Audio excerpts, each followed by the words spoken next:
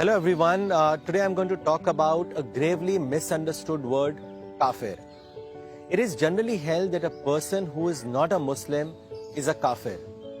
But this definition of Kafir is completely incorrect. In fact, according to Islam, it is unlawful to call a person Kafir. Then what does Kafir mean and what is the truth about it? The literal meaning of the word Kafir is denier, that is one who refuses. There is no doubt that the word Kafir is used in the Quran, but not in the eternal sense of an infidel.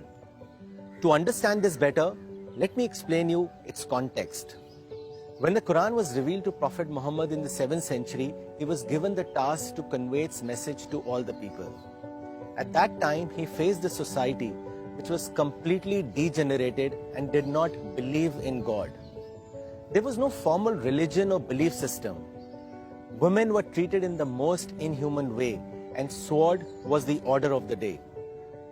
To sum it up, the society was in a state of complete lawlessness and moral degradation. So in this civil chaos, Prophet Muhammad emerged as a hope for mankind.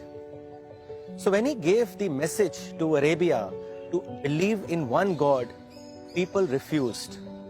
The Meccans refused to accept the message of the Quran despite Prophet Muhammad's peaceful preaching over a long period of time. So God declared Meccans Kafir, that is, deniers. It was in this context that the word Kafir was used. One important point to note here is that God himself uses this term to refer to the contemporaries of the Prophet. Therefore, to use this term for any person other than the contemporary of the Prophet is not permissible. Moreover, Prophet Muhammad himself never used this term. So how can we label a person Kafir? Another fallacy to note is that the word Kafir denotes an individual. It does not refer to a race or a community. It is not a group appellation. However, the generally held view is that those who are not Muslims are Kafir. This is an entirely baseless supposition. The right way, according to Islam, is to address a community or a group by the name it has adopted for itself. For instance, America will be called America and not a country of Kafir, and so on. The Prophet Muhammad received prophethood in 610 AD.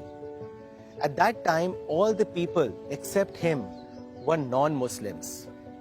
But whenever Prophet addressed the Meccans in his sermons, he never addressed them as O Kafir, but rather as O man or O people.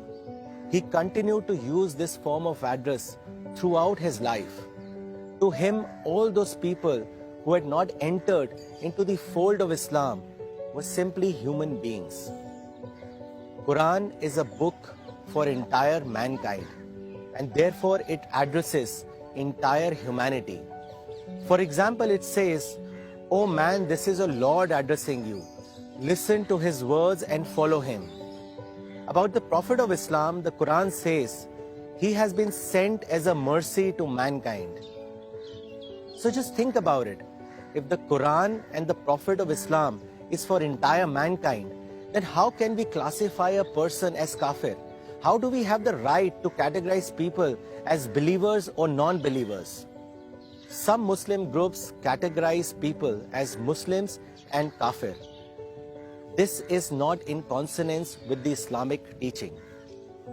Prophet of Islam once said, "Al-Khalqu Ayalullah," that is, the entire humanity is the family of God.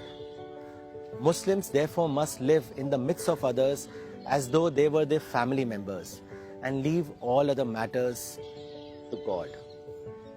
If you want to know about the true spirit of Islam and the purpose of your life, then read Quran today.